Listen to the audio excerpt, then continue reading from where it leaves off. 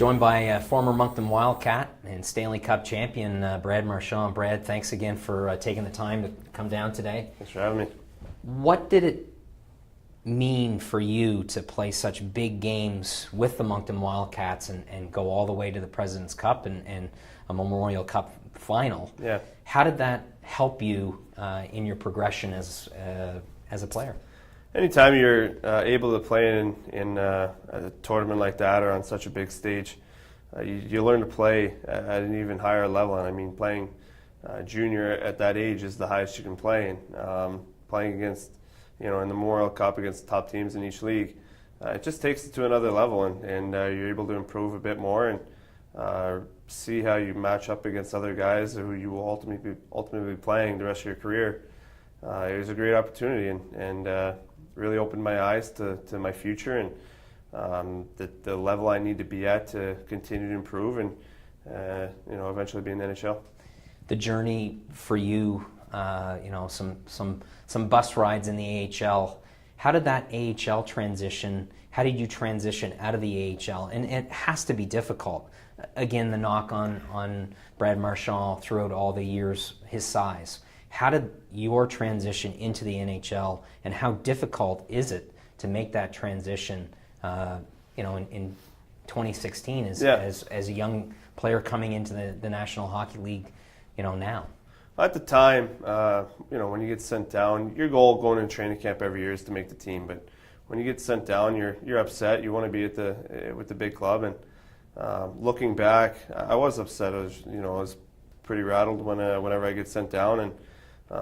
But after you kind of look back on it and your time and your experience, it was the best thing for me. And I saw that, I think, for the first time when I got called up to Boston for about a 20-game stint, and it just didn't go well. I think my first game I had a decent game, but after that I just kind of tapered off. And I realized that I needed some more time to grow, and I got that. And the next time I was able to get my shot, I knew what I had to do to improve, and it allowed me to kind of seize the opportunity and stay there. So, at the time, I think every guy that's in the American League is kind of wishing they were at the big club, but you got to realize that you're there for a reason, is to improve and be better at your game, and the more you work at it, the quicker you'll be up in the NHL.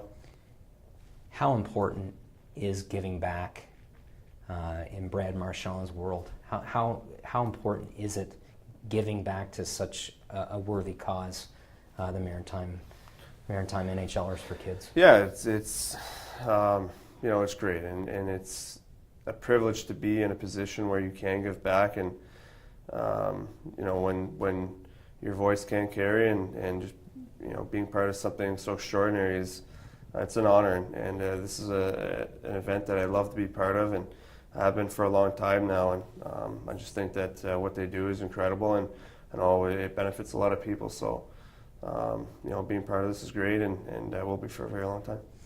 Fondest memory as a Moncton Wildcat, and then fondest memory as a Boston Bruin?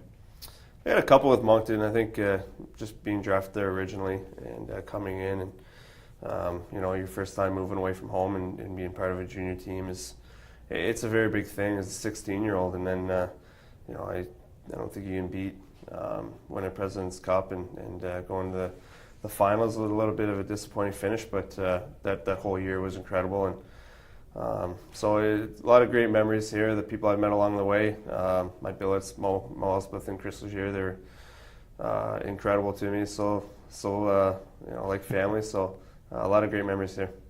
And memories as a Boston Bruin, I'm pretty sure I know. No.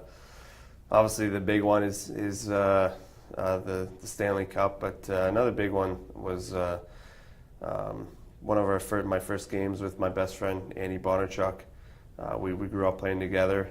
We were drafted to Moncton together, actually, and lived in the same street, and we got to play together. So we both were drafted to Boston in the same draft, and so it was a pretty special moment to be able to play in the NHL and the same line and team as your best friend. So it was pretty cool. And of course, Game 7, scoring 2 massive goals.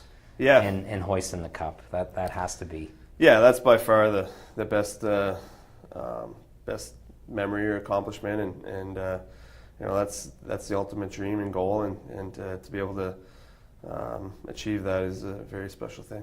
Well, thanks for giving back and always being so gracious with your time, Brad. We wish you all the best and continued success in the NHL and with the Boston Bruins. Appreciate it. Thanks. Thanks, man.